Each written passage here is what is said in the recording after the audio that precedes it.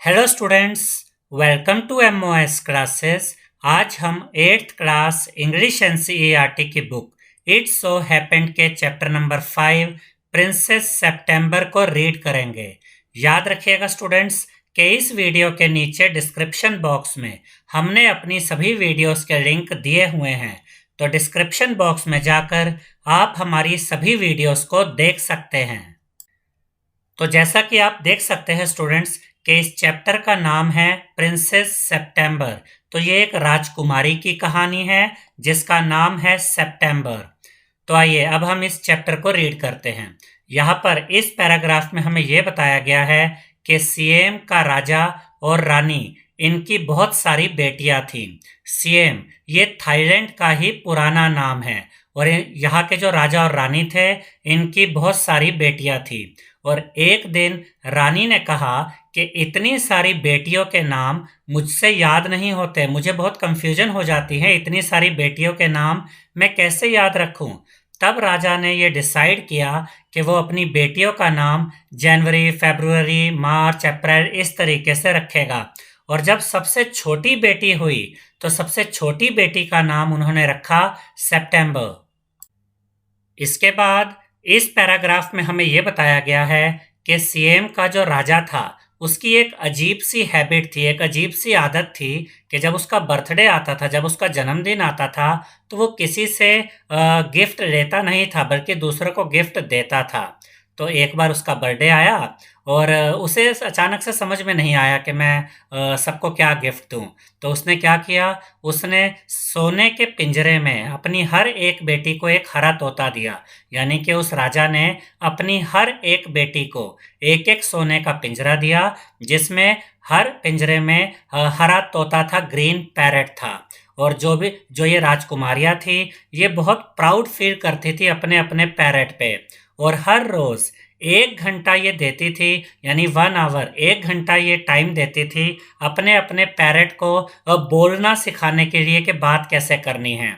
और उसके बाद हमें यहाँ पर यह भी बताया गया है कि फिर वो समय आ गया जब उन सबके जो पेरेंट्स थे, जो उनके तोते थे, हर एक राजकुमारी के पास एक एक तोता था, तो वो क्या क्या बोलना सीख गए। अब तक वो ये बोलना सीख गए थे कि परमेश्वर हमारे राजा की रक्षा करे, और प्रिटी पोली यानी कि सुंदर पोली, यानी कि ये दो चीजें वो कहना सीख गए थे कि परमेश्वर हमारे राजा की रक्षा करे, और सुंदर पोली। और जो ये 7 तोते थे इन सभी को 7 ओरिएंटल लैंग्वेजेस में ये लाइनें सिखाई गई थी। ओरिएंटल लैंग्वेजेस क्या होती है, जो फार ईस्ट की लैंग्वेज होती है, उन भाषाओं में इन तोतों को ये बातें करना सिखाया जा रहा था। इसके बाद यहाँ पर इस पैराग्राफ में हमें यह बताया गया है कि एक सुबह प्रिंसेस सितंबर यानी कि जो राजकुमारी सितंबर थी वो अपने पैरेट को, अपने तोते को गुड मॉर्निंग कहने के लिए गई। लेकिन उसने क्या देखा, उसने देखा कि जो गोल्डन केज था, जो सोने का पिंजरा था, उसके अंदर उसका जो तोता था वो मरा हुआ पड़ा था। और इससे उसे बहुत दुख हुआ और वो रोने लगी, उसकी आंखों से आंसू बहने लगे।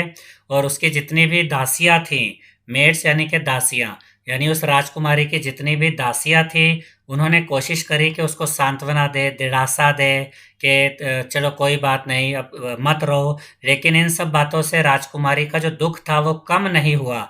और जब दासियों को कुछ समझ नहीं आया कि अब कैसे वो राजकुमारी को दिलासा दे, इसे चुप कराए, जब दासियों को समझ नहीं आया तो वे दासियां रानी के पास गई, क्वीन के पास गई, यानी कि राजकुमारी सितंबर की माँ के पास गई। और उन्होंने रानी को बताया कि किस तरीके से वह तोता मर गया है और राजकुमारी सितंबर रो रही है। तो रानी ने कहा कि ये सब बेकार की बातें हैं, तुम उस राजकुमारी सितंबर को जल्दी से सुला दो, और अगर चाहे तो रात का खाना वो नहीं भी खाती तो भी ठीक है, उसे रात का खाना खिलाए बिना ही सुला दो। और यहाँ पर हमें यह बताया गया है कि राजकुमारी सितंबर की जो दासियां थी उन्हें किसी पार्टी में जाना था, यानी उन्हें भी जाने की जल्दी थी। तो उन्होंने क्या किया, उन्होंने राजकुमारी सितंबर को जल्दी से बेड पर लेटा दिया और वहां से चली गई। अब जो राजकुमारी सितंबर थी वो अकेली रह गई थी, वो बेड पर लेटी हुई थी, लेकिन वो अभी भी रो रही थी। और उसे भूख भी लग रही थी क्योंकि उसने रात का खाना भी नहीं खाया था। और तभी राजकुमारी सितंबर ने देखा कि एक छोटा सा पक्षी फुदक कर उसके कमरे में आ गया था। तो राजकुमारी ने अपने आंसू पोंछे और उसके बाद वो उठकर बैठ गई। और फिर वो जो छोटा सा पक्षी राजकुमारी के कमरे में आ गया था, उसने गाना शुरू कर दिया और वो बहुत ही अच्छे तरीके से, बहुत ही मधुर गाना गा रहा था। और राजा के गार्डन में जितनी भी चीजें थी, जैसे कि वहां पेड़ थे, वहां पर पानी था, वहां पर गोल्ड फिश थे, इन सब के बारे में उस छोटे से पक्षी ने बहुत ही मधुर तरीके से गाना गाया। और जब उसने अपने गाने को बंद किया, तो फिर जब जो प्रिंसेस थी, जो राजकुमारी सितंबर थी, अब उसने रोना बंद कर दिया था। और वो तो इस बात को भी भूल गई थी कि उसने रात का खाना नहीं खाया है, उसे याद ही नहीं था कि वो भूखी है। वो इतना खो गई थी उसके सुंदर गाने में। और फिर उस राजकुमारी सितंबर ने कहा कि बहुत अच्छा गाना था। और उसके बाद इस पैराग्राफ में हमें यह बताया गया है कि उस छोटे से पक्षी ने अपना सर झुकाया और उसने राजकुमारी से बातें की। उसने राजकुमारी से कहा, क्या आप मुझे अपने तोते की जगह देंगी? उस छोटे से पक्षी ने राजकुमारी से ये कहा। और फिर उसने कहा कि ये सच है कि मैं बहुत सुंदर तो नहीं दिखता, लेकिन मेरी आवाज बहुत अच्छी है।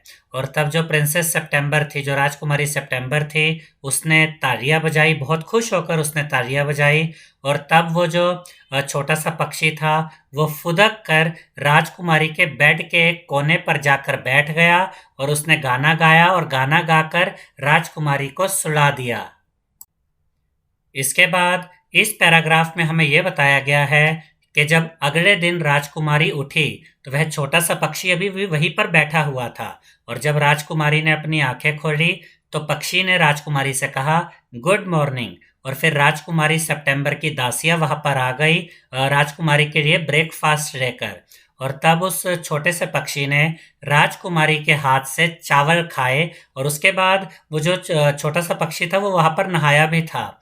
और उसके बाद उसने बहुत ही मधुर आवाज में गाना शुरू कर दिया। और राजकुमारी की जो दासियां थी, वो दासियां उस पक्षी के गाने को सुनकर बहुत हैरान रह गई, क्योंकि उन्होंने इतना अच्छा गाना कभी सुना ही नहीं था। और इसके बाद इस वजह से जो राजकुमारी सितंबर थी, वो बहुत ही प्राउड फील कर रही थी, गर्व महसूस कर रही थी और बहुत ही खुश, हैप्पी, बहुत ही खुश महसूस कर रही थी।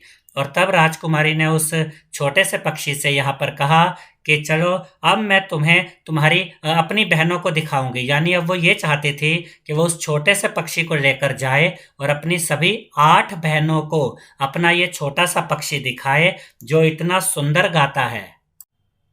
और इसके बाद इस पैराग्राफ में हमें यह बताया गया है कि राजकुमारी ने अपने राइट हैंड की फर्स्ट फिंगर को आगे की तरफ बढ़ाया और वो छोटा छोटा सा पक्षी उड़कर उस राजकुमारी यानी राजकुमारी सितंबर की जो फर्स्ट फिंगर थी, उस फिंगर के ऊपर आकर बैठ गया। और फिर जो राजकुमारी सितंबर थी, वो अपनी दासियों के साथ पूरे महल में घूमी और अपनी हर बहन को, हर राजकुमारी को उसने अपना वो जो छोटा सा पक्षी था वो दिखाया। और उस छोटे से पक्षी ने हर राजकुमारी के लिए एक अलग गाना गाया। और बाकी के जो तोते थे, जो बाकी 8 बहनों के पास जो तोते थे, वो तो सिर्फ इतना ही कह पाते थे कि परमेश्वर राजा की रक्षा करे या फिर प्रिटी पोली। लेकिन ये जो छोटा सा पक्षी राजकुमारी सितंबर को मिला था, इसने हर राजकुमारी के लिए अलग से गाना गाया। और फिर राजकुमारी सितंबर अपने उस छोटे से पक्षी को लेकर अपने माता पिता के पास यानी राजा और रानी के पास गई। और राजा और रानी भी उस छोटे से पक्षी को देख करके, वो कितना अच्छा गाता है, वो बहुत ही खुश हो गए, हैरान हो गए। और तब रानी ने यानी कि राजकुमारी सितंबर की माँ ने राजकुमारी सितंबर से कहा कि मैं जानती हूँ कि मैंने जो डिसीजन लिया था कि तुम्हें बिना रात का खाना खिलाए बेड पर भेज देना चाहिए, लिटा देना चाहिए, वो डिसीजन बिल्कुल सही था। और उसके बाद यहाँ पर राजा ने कहा कि ये जो छोटा सा पक्षी है, ये बाकी तोतों से तो बहुत अच्छा गाता है। तब रानी ने राजा से कहा कि मुझे ऐसा लगता है कि अब तक तो आप ये सब सुनकर बोर हो गए होंगे, जैसा कि ये तोते कहते रहते हैं कि परमेश्वर राजा की रक्षा करे, परमेश्वर राजा की रक्षा करे। मुझे तो यही समझ में नहीं आता कि बाकी की राजकुमारियों ने अपने अपने तोते को यही सेंटेंस क्यों सिखाया। तब राजा ने रानी से कहा कि जो छोटा सा पक्षी है ये प्रशंसा के योग्य है और इसकी आवाज़ सुनकर मैं कभी भी बोर नहीं होऊंगा, लेकिन ये जो बाकी के तोते कहते रहते हैं प्रिटी पोरी, ये सुनकर तो मैं थक चुका हूँ। तब बाकी की राजकुमारियों को ये बात बुरी लगी, तो उन्होंने अपने पिता से यानी कि राजा से कहा कि हमारे ये जो तोते हैं ये 7 डिफरेंट लैंग्वेज में बात करते हैं, यानी एक ही सेंटेंस को 7 अलग अलग भाषाओं में बोलते हैं। तब राजा ने अपनी उन 8 राजकुमारियों से, अपनी बेटियों से कहा कि ये जो तुम्हारे तोते हैं ये मुझे अपने जो हमारे दरबारी होते हैं, जो हमारे ये मंत्री होते हैं, इनकी याद दिलाते हैं। हमारे मंत्री भी एक ही बात को 7 अलग अलग तरीकों से कहते हैं, भले किसी बात का कोई मतलब ना हो। तो यहाँ पर हमें ये पता चलता है स्टूडेंट्स कि जो राजा था वो इस बात से अब बोर हो गया था कि बाकी के तोते बस 2 ही चीज़ें बोलते थे, परमेश्वर राजा की रक्षा करे और प्रिटी पोरी। और जो बाकी की 8 राजकुमारियाँ थी उन्हें अब इस बात का बुरा लग रहा था कि राजा और रानी प्रिंसेस सितंबर के इस छोटे से पक्षी की तारीफ कर रहे थे, जबकि उनके तोतों की अब कोई तारीफ नहीं हो रही थी। इसके बाद यहाँ पर इस पैराग्राफ में हमें यह बताया गया है कि बाकी की जो 8 राजकुमारियाँ थी वो सभी दुखी हो गई और जो उनके तोते थे वो भी बहुत उदास हो गए। और जो राजकुमारी सितंबर थी वो महल के कमरों में जाती रहती थी, गाना गाती रहती थी और उसके साथ साथ उसका जो छोटा सा पक्षी था वो भी उसके साथ साथ ही उसके साथ महल में घूमता रहता था और एक नाइटिंगेल की तरह यानी बुलबुल की तरह गाता रहता था। इसके बाद इस पैराग्राफ में हमें यह बताया गया है कि इसी तरह से बहुत सारे दिन निकल गए और फिर 8 राजकुमारियों ने बैठकर आपस में इस बात पर विचार किया और फिर वे 8 बहनें, 8 राजकुमारियां राजकुमारी सितंबर के पास गई और उसके चारों तरफ चक्कर एक घेरा बनाकर बैठ गई और उन्होंने राजकुमारी सितंबर से कहा, बेचारी सितंबर, हमें बहुत अफसोस है कि तुम्हारा पालतू जो पैरट था, जो तोता था, वो मर गया है और हम समझ सकते हैं कि तुम्हें इस बात का कितना दुख हुआ होगा और हम 8 राजकुमारियों ने पैसे इकट्ठे किए हैं और अब हम जाकर तुम्हारे लिए हरा और पीला एक पैरट लेने जा रहे हैं जिसका जो रंग होगा वो लगभग हरा या पीला जैसा होगा। तब राजकुमारी सितंबर ने उनसे कहा, शुक्रिया, लेकिन मुझे इसकी ज़रूरत नहीं है। मेरे पास तो अपना एक पालतू पक्षी है जो कि बहुत ही अच्छा गाता है, तो फिर मैं किसी और ग्रीन या येलो पैरट की मुझे क्या ज़रूरत है। तब उन 8 राजकुमारियों ने कहा कि प्रिय सितंबर, तुम ये तो मानो ही मत कि तुम्हारा कोई पालतू पक्षी है, क्योंकि वो जो छोटा सा पक्षी तुम्हारे पास आया है वो तो अपनी मर्जी से ही अंदर बाहर आता जाता रहता है। और फिर उन 8 राजकुमारियों ने नज़रें उठाकर इधर उधर देखा तो उनको वहां पर कहीं पर भी उस कमरे में, राजकुमारी सितंबर के कमरे में कहीं पर भी वो छोटा सा पक्षी नजर नहीं आया। तो वो ये एक तरह से एक चाल चली जा रही थी उसके खिलाफ। राजकुमारी सितंबर के मन में थोड़ा सा ये इनसिक्योरिटी की भावना लाई जा रही थी कि तुम्हारा जो ये पक्षी है ये तो अपनी मर्जी से आता है, अपनी मर्जी से जाता है, तो ये तुम्हारा पालतू थोड़े हुआ। एक्चुअली वो इस बात से उनको जेलसी हो रही थी कि किसी भी तरीके से हम इसको एक हरा एक तोता लाकर दे देते हैं और ये जो पक्षी है इसको इससे दूर कर देते हैं, क्योंकि इस पक्षी की वजह से कोई हमारे तोतों को पसंद नहीं करता और इसकी ही वाहवाही हो रही है। और तब बाकी की 8 राजकुमारियों ने राजकुमारी सितंबर से पूछा कि वह पक्षी इस समय कहाँ है। तो राजकुमारी सितंबर ने उन्हें बताया कि वो जो छोटा सा पक्षी है वो इस समय अपने फादर इन लॉ से मिलने के लिए गया हुआ है। तब उसकी 8 बहनों ने कहा कि क्या गारंटी है, तुम्हें ऐसा क्यों लगता है कि वो वापस आ ही जाएगा। तो राजकुमारी सितंबर ने उनसे कहा कि वो हमेशा वापस आ जाता है। तब बाकी की 8 राजकुमारियों ने राजकुमारी सितंबर से कहा कि हमारी प्रिय सितंबर, हमारी ये एडवाइस ले लो कि सिक्योरिटी का तो कोई रिस्क ही मत लो और ये तो फिर अपने आप को आप लकी मानना अगर वो पक्षी वापस आ गया, क्योंकि कोई गारंटी नहीं है कि वो वापस आएगा। और इस बार जब वो वापस आए तो तुम्हें काम करना, तुम उसको इस पिंजरे में बंद कर देना और पिंजरे को बंद ही रखना। इससे क्या है कि तुम्हें तसल्ली रहेगी कि वो पक्षी कभी भी तुमसे दूर नहीं जाएगा। तब राजकुमारी सितंबर ने उनसे कहा, लेकिन मुझे तो ये अच्छा लगता है कि वह पक्षी इस कमरे में इधर उधर उड़ता रहे। ये किसने कहा? ये राजकुमारी सितंबर ने बाकी बहनों से कहा। तब उसकी बहनों ने उससे कहा कि सेफ्टी फर्स्ट, यानी कि सुरक्षा सबसे महत्वपूर्ण होती है, उसको खुले में मत छोड़ो, उसको पिंजरे में बंद कर दो। और तब वो आठों राजकुमारियां ये सब बातें प्रिंसेस सितंबर के मन में डालकर वहां से चली गई। और उसके बाद जब राजकुमारी सितंबर अकेली रह गई, तब उसको बेचैनी महसूस हुई, यानी कि अब उन आठों बहनों की बातों का प्रभाव राजकुमारी सितंबर के ऊपर पड़ रहा था। इसके बाद इस पैराग्राफ में हमें यह बताया गया है कि जो प्रिंसेस सितंबर थी, अब उसे थोड़ा सा डर लग रहा था, क्योंकि वो थोड़ी सी परेशान हो रही थी, क्योंकि वो जो छोटा सा पक्षी था उसे गए हुए काफी टाइम हो गया था।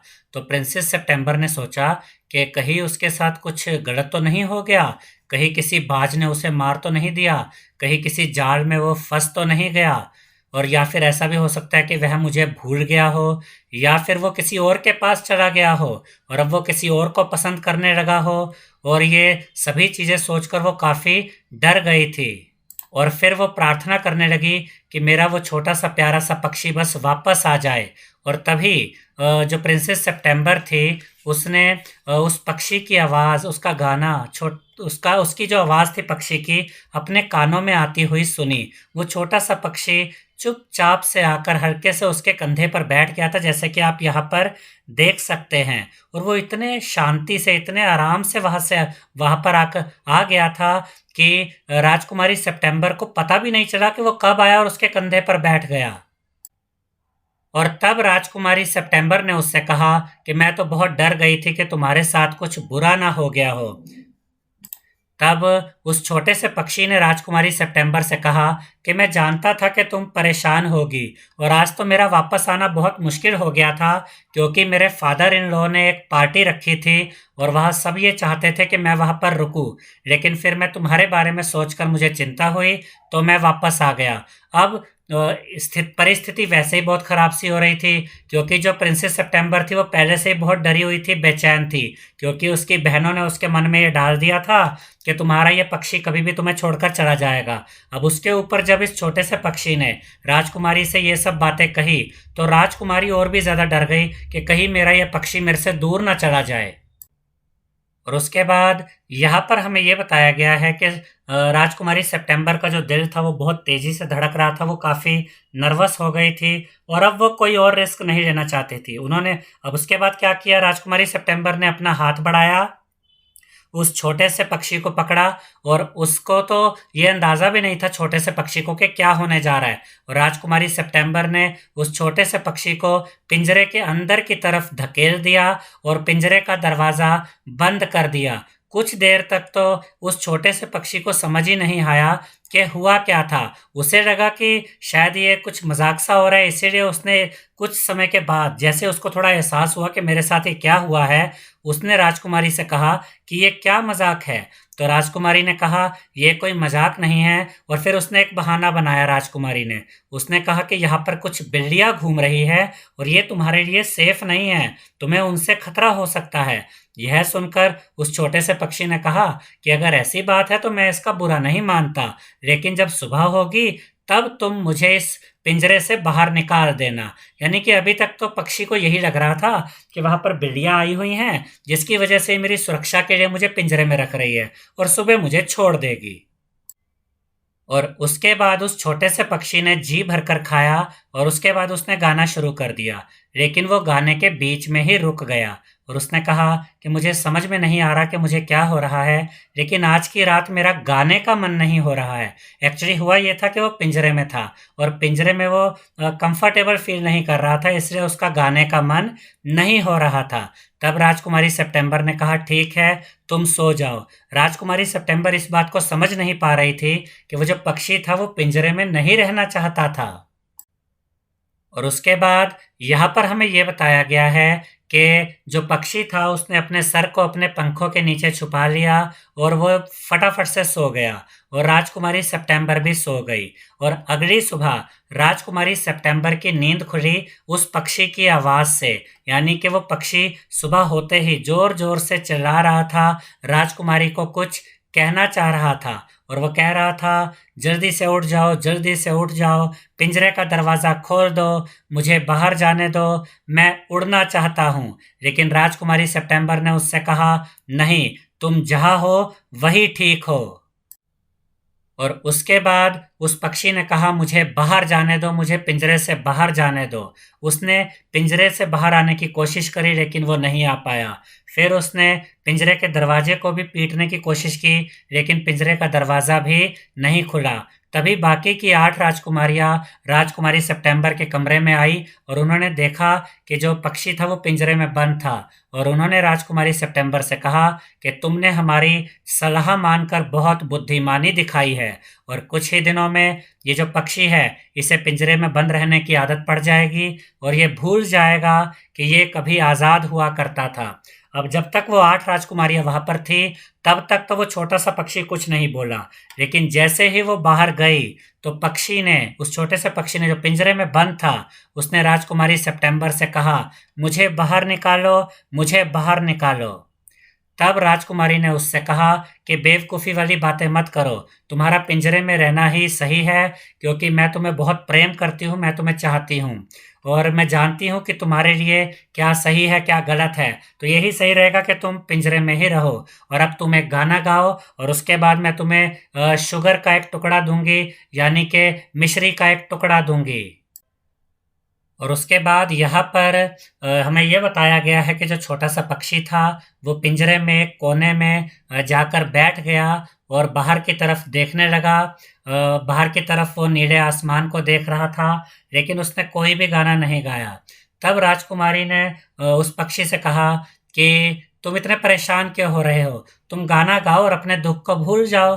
तब पक्षी ने कहा कि मैं कैसे गाना गा सकता हूँ, मैं तो पेड़ों को देखना चाहता हूँ, मैं झील को देखना चाहता हूँ, मैं धान के हरे खेतों को देखना चाहता हूँ। तब राजकुमारी ने उससे कहा कि मैं हर रोज तुम्हें बाहर ले जाया करूंगी। तब उसने कहा कि ये सेम चीज नहीं है, ये सेम बात नहीं है। धान के खेतों को, झील को, लेक को और पेड़ों को इस पिंजरे से देखना बिल्कुल ही अच्छा नहीं लगता है। मैं तो आज़ाद घूमना चाहता हूँ। तुम ज़्यादा से ज़्यादा क्या करोगी, मुझे इस पिंजरे के साथ बाहर ले जाओगी, लेकिन मैं पिंजरे में से ये सब चीज़ें नहीं देखना चाहता। और उस पक्षी ने उसके बाद ना तो गाना गाया और उसने खाना पीना भी छोड़ दिया था। अब इस बात को देखकर जो राजकुमारी सितंबर थी वो बहुत चिंतित हो गई और उसने अपनी बहनों से इसके बारे में बात की। तो उसकी बहनों ने उससे कहा कि तुम्हें पक्के बना रहना है, यानी कि तुम उसको पिंजरे से मत निकालना। तब राजकुमारी सितंबर ने उससे कहा, लेकिन अगर वो कुछ नहीं खाएगा तो वो मर जाएगा। तब उन्होंने कहा कि अगर वो मर जाता है तो ये उसकी गलती होगी, उसे पता होना चाहिए कि तुम तो सिर्फ उसके भले के बारे में सोच रही हो, और अगर वो मर भी जाता है तो ये उसकी अपनी गलती की वजह से होगा और तुम्हें उससे छुटकारा मिल जाएगा। यानी कि अगर वो मर भी जाता है तो ये उसके किए की सजा होगी, ये उसके लिए ठीक ही होगा क्योंकि वो तुम्हारी बात नहीं मान रहा है। तो उस इससे क्या होगा कि तुम्हें भी उससे छुटकारा मिल जाएगा। इसके बाद यहाँ पर हमें ये बताया गया है कि राजकुमारी सितंबर, उसको कुछ भी समझ नहीं आ रहा था कि ये सही हो रहा है या नहीं, लेकिन वे 8 उसकी बड़ी बहनें थी और उसे ऐसा लगता था कि वो उसको कुछ गलत थोड़े कहेंगी। और फिर उसने ये भी सोचा कि अभी इसको मैं पिंजरे में ही रहने देती हूँ पक्षी को, कल तक इसको पिंजरे में रहने की आदत हो जाएगी। अब अगले दिन जब वो उठी तो उसने काफ़ी खुश होकर हंसते हुए गुड मॉर्निंग कहा उस पक्षी को, लेकिन उसे कोई आंसर नहीं मिला। तब वो अपने बेड से कूद कर आई और पक्षी की तरफ, यानी उस पिंजरे की तरफ आई और फिर वो जोर से चिल्लाई, क्योंकि वो जो पक्षी था वो पिंजरे में एक तरफ ऐसे पड़ा हुआ था जैसे कि कोई मरा हुआ पड़ा हो। उसकी आंखें बंद थी और ऐसे लग रहा था कि वो मर चुका है। उसने, यानी कि राजकुमारी सितंबर ने पिंजरे का दरवाज़ा खोला और अपना हाथ आगे बढ़ाया और उस पक्षी को अपने हाथों में लेकर बाहर निकाल लिया। फिर उसे थोड़ी राहत मिली जब उसने देखा कि नहीं, अभी ये मरा नहीं है, इसका जो दिल है वो अभी भी धड़क रहा था। और तब उसने पक्षी से कहा कि उठ जाओ छोटे पक्षी। फिर वो रोने लगी और उसके जो आंसू थे वो पक्षी के ऊपर गिरे। फिर पक्षी ने अपनी आंखें खोली और उसने देखा कि अब उसके चारों तरफ पिंजरा नहीं था। तब उस पक्षी ने राजकुमारी सितंबर से कहा कि अगर मैं जब तक आज़ाद नहीं होऊंगा तब तक मैं गा नहीं सकता, और अगर मैं गाऊंगा नहीं तो मैं मर जाऊंगा। तब उस राजकुमारी को थोड़ा सा दुख तो हुआ, उसने आह भरी, लेकिन फिर उसने कहा कि ठीक है, तो मैं तुम्हें तुम्हारी आज़ादी देती हूँ, तुम अपनी आज़ादी ले लो। मैंने तुम्हें इस सोने के पिंजरे में बंद कर दिया था क्योंकि मैं चाहती थी कि तुम कहीं ना जाओ, तुम मेरे ही बनकर रहो, लेकिन मुझे पता नहीं था कि इस वजह से तुम्हारी जान भी जा सकती है। मैं तुमसे बहुत प्यार करती हूँ और मैं ये चाहती हूँ कि तुम हमेशा खुश रहो। फिर राजकुमारी ने खिड़की को खोला और उस पक्षी को खिड़की की जो दीवार होती है वहां पर रख दिया। पक्षी जो थोड़ा सा पिंजरे में बैठा बैठा अकड़ गया था, उसने थोड़ा सा खुद को हिलाया और राजकुमारी ने उससे ये भी कहा कि अब तुम जाओ, लेकिन वापस जरूर आ जाना, और अब मैं तुम्हें पिंजरे में बंद करके नहीं रखूंगी। तब पक्षी ने राजकुमारी से कहा कि मैं ज़रूर वापस आऊँगा और मैं तुम्हें बहुत अच्छे अच्छे गाने भी सुनाऊँगा। अगर मैं कहीं ज़्यादा दूर भी चला गया तब भी मैं वापस ज़रूर आऊँगा और मैं तुम्हें नहीं भूलूँगा क्योंकि तुम मुझसे प्रेम करती हो। और फिर उसने खुद को एक, जैसे कहते हैं ना, थोड़ा सा खुद को हिलाया और उसने कहा कि हे भगवान, मैं कितना अकड़ गया हूँ। इसके बाद यहाँ पर इस पैराग्राफ में हमें यह बताया गया है कि पक्षी ने अपने पंख फैलाए और वह नीले आकाश में उड़ गया। लेकिन जो राजकुमारी सितंबर थी उसके बाद बहुत रोई, क्योंकि ये बहुत मुश्किल होता है जब आप किसी और की खुशी को अपनी खुशी के ऊपर रखते हैं। और उसके बाद वो जो पक्षी था उड़ते हुए बहुत दूर चला गया, उसकी नज़रों से भी दूर चला गया। तब उसे बहुत अकेलापन महसूस हुआ, और जब यानी कि उस राजकुमारी को बहुत अकेलापन महसूस हो रहा था। और जब उसकी बहनों को पता चला कि वो पक्षी उसके पास से चला गया है, तो उन्होंने राजकुमारी सितंबर का बहुत मजाक उड़ाया और उन्होंने कहा कि अब वह पक्षी कभी वापस नहीं आएगा।